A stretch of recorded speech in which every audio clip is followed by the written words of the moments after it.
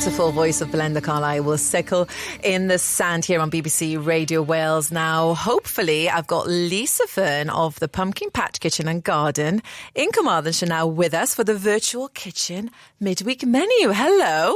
Hello, Behnaz. How are you? I am good. How are you? I'm very well. I think the storm might have taken its toll there and sort of wiped my internet away, but I'm here now. You know, that's exactly what I was thinking. It must be that Christoph causing all these problems. I hope you're safe and well. I am very well, thank you. Fantastic. It's lovely to finally speak to you. We met many moons ago, didn't we, in Llandaff when you came in with the Larry, and finally we get to do a recipe day together. So yeah, brilliant. You run the Pumpkin Patch Kitchen and Garden Cookery School. What do you do there? Well, it's a cookery school that originated about 12 years ago for children, and we've grown a little since then. So I now teach all ages. Just some really healthy family meals.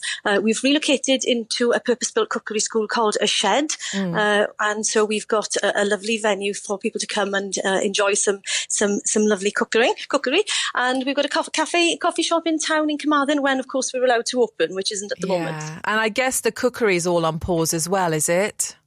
It is, but I do a lot of Zoom workshops, and I do a lot of recipes, small short videos and things like that for groups, you know. So I'm keeping myself busy. Yeah, and I guess with the Zoom, you can kind of reach anyone, well, globally now.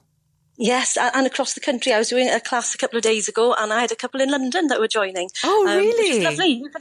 You can, you know, normally I'm limited to about 10 or 12 people in a class. Yeah. When you're on Zoom, you can have 20, 30 people joining, which is wonderful. Yes, I guess when everything goes back to normal, you can be still doing these lovely Zoom sessions as well with people who can't travel as far.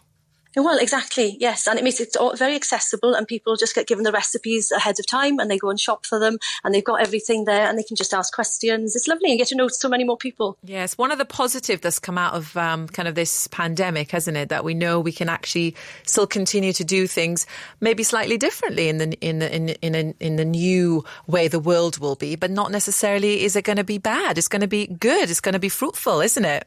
It is, and you've got to look for the positives, haven't you? You know, the ways of developing things outside the box that we might not necessarily have been looking for, you know? Yeah. So, it's really exciting. And I guess you're getting ideas of things you could be doing in your coffee shop as well when everything's back to normal.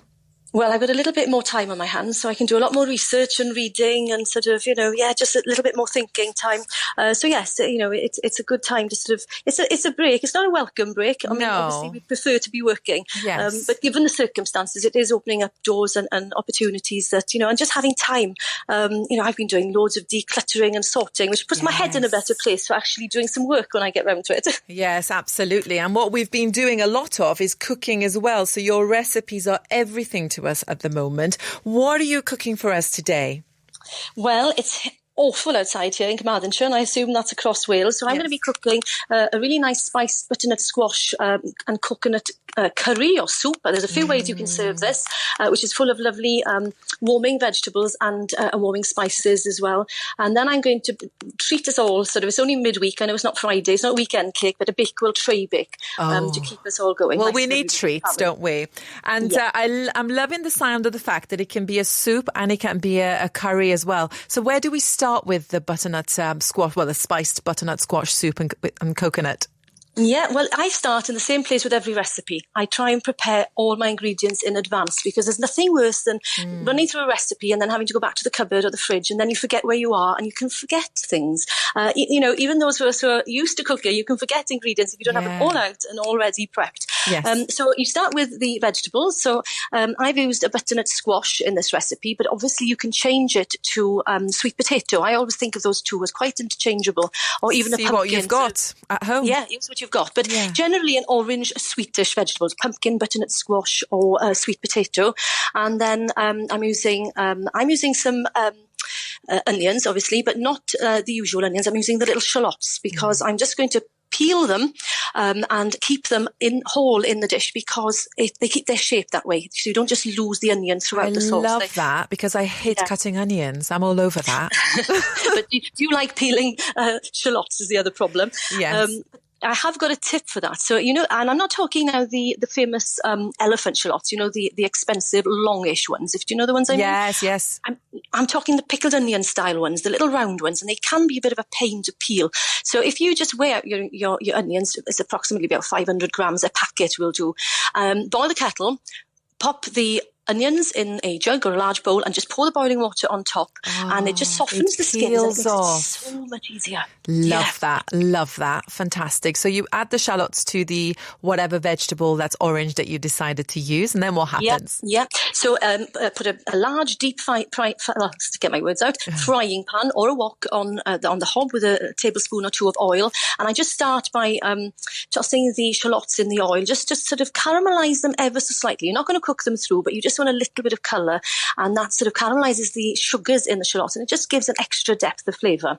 And then you can add the red peppers. I've used red peppers in this recipe, but obviously if you've got green and yellow, throw them in, that's fine. Green are a little bit more bitter, so you might need to add a little bit of sugar to counteract that, but add the peppers and then some spices, and we're going to use garlic, and then I'm going to use a Cajun seasoning mix, which is easy. You just buy a pot of Cajun seasoning and the job's done, and you don't have to think about it. But obviously you can add things like paprika and cayenne pepper, and other spices that you have. Depends how spicy you want it.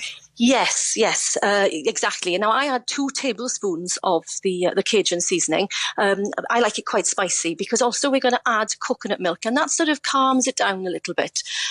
So once you've got your vegetables, your onions, the garlic, the seasoning in, you can add a can of coconut milk and a can of chopped tomatoes, and then you just let it simmer. It's as simple as that. It sounds delightful.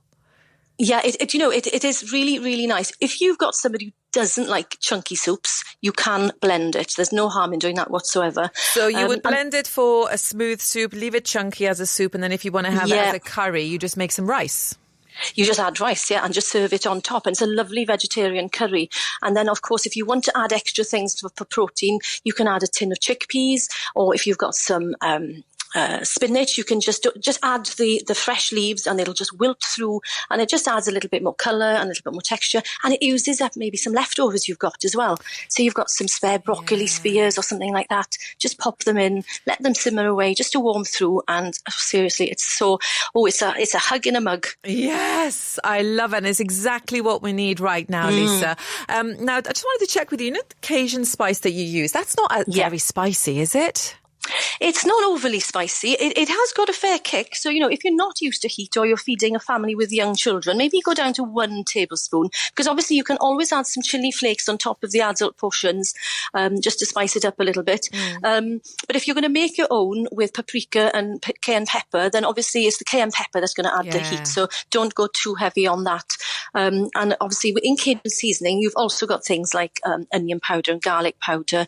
But if you're adding onion and garlic to the dish anyway, you don't necessarily need that. No, exactly. Oh, it sounds delicious, Lisa. Thank you so much for sharing that recipe with us. And if you'd like that recipe, you can email me, behnaz@bbc.co.uk. That's spelled BEHNAZ@bbc.co.uk, and we'll get the recipe over to you. We'll have more from Lisa after we hear from Gwilym.